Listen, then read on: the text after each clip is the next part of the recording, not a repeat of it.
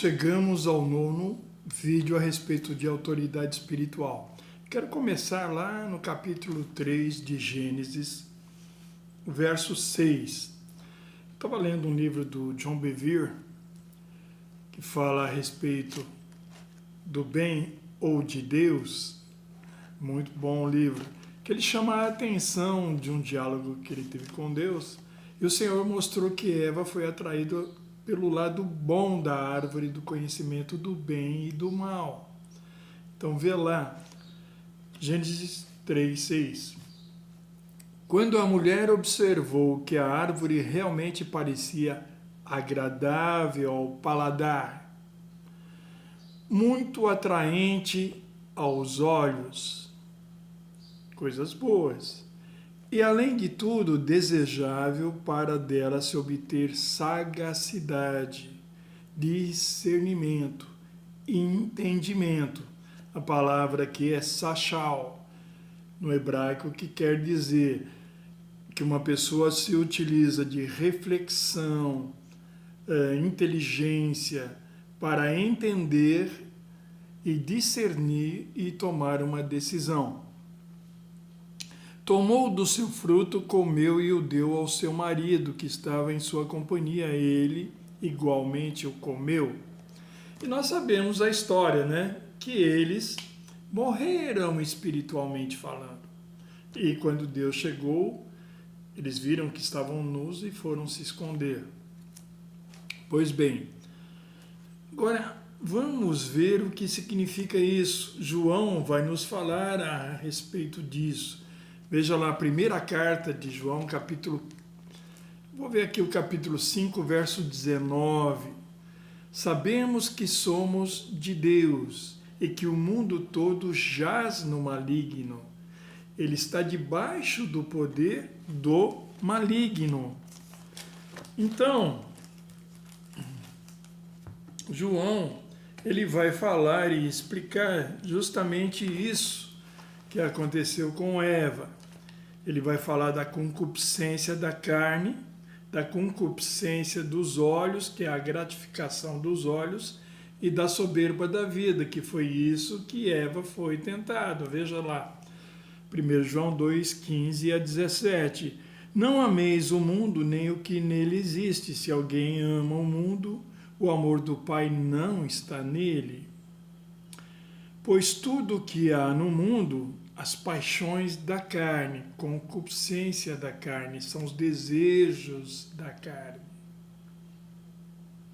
A cobiça dos olhos, aquilo que gratifica aos olhos. Lembra?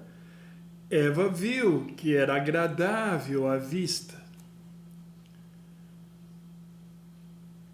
E a ostentação dos bens, né, soberba da vida, querer ter poder de decisão para decidir aquilo que é melhor.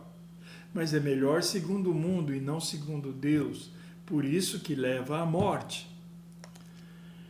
Não provém do Pai, mas do mundo. O que o João está falando, que essas coisas não vêm de Deus, mas é do mundo. E Eva foi tentada e caiu no enredo dessas coisas. Lembra que o nosso inimigo é uma serpente sorrateira. Entenda? Veja o que Tiago também vai falar. Tiago, capítulo 4, do verso 1 em diante. De onde vêm as batalhas e os desentendimentos que há entre vós? De onde, senão das paixões que guerreiam dentro de vós? Está falando das paixões da carne, os desejos da carne, a gratificação dos olhos e a soberba, a altivez de decidir e ter poder de decisão. Cobiçais e nada tendes, veja, cobiça, concupiscência, matais e invejais. Porém não conseguis obter o que desejais, viveis a brigar e a promover contendas, todavia nada conquistais, porque não pedis. E quando pedis, não recebeis, porquanto pedis com a motivação errada, simplesmente para esbanjardes em vossos prazeres. adúlteros?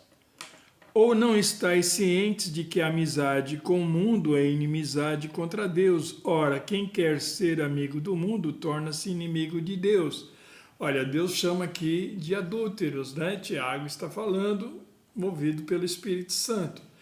Por quê? Adulterou com Deus e agora está tendo um relacionamento íntimo com o mundo, com as coisas do mundo. Lembra que no vídeo passado eu comecei a falar daqueles que estão no mundo, são religiosos, estiveram com Deus, mas não andam com Deus, porque o foco estão nas coisas do mundo. Fizeram como Eva, deixaram-se naufragar pelo mundo. Lembra que Paulo tinha um dos seus cooperadores chamado Demas, e Paulo diz que ele amou o presente século mal, né? Ele amou o mundo. Veja, andando com Paulo, um gigante espiritual, e assim mesmo ele amou o mundo daquela época. Imagine o mundo de hoje, que é muito mais perigoso.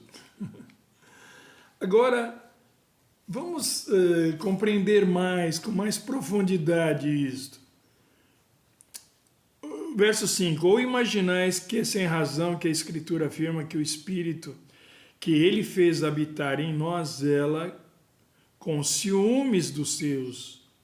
Todavia, ele nos outorga graça ainda maior.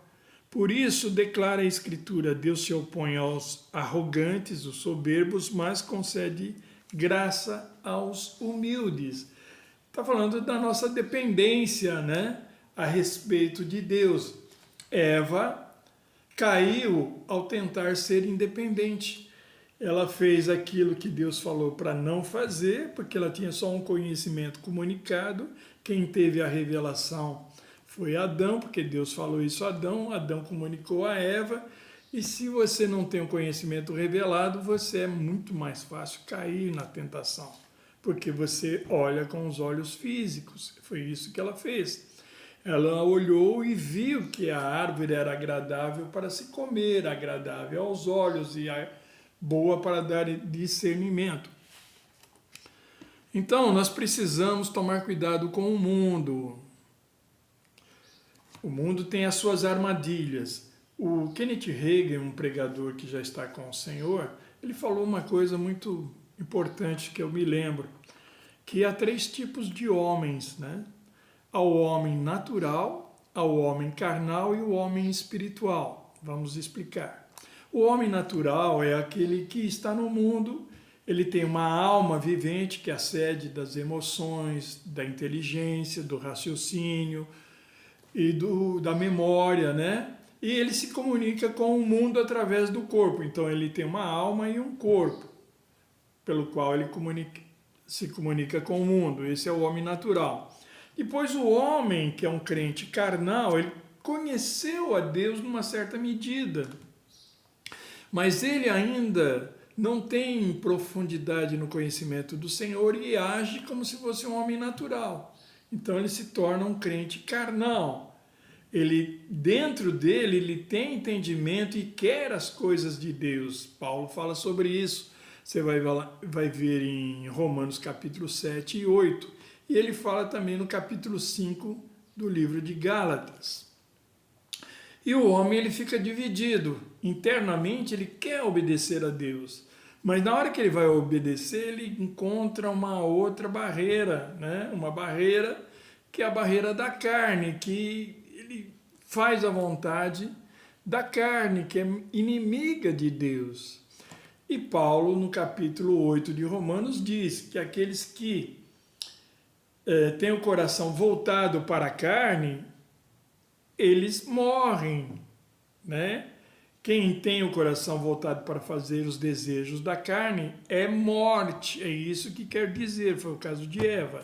Todavia, aqueles que têm o coração voltado para o Espírito, este é vida e paz, porque ele cresceu espiritualmente.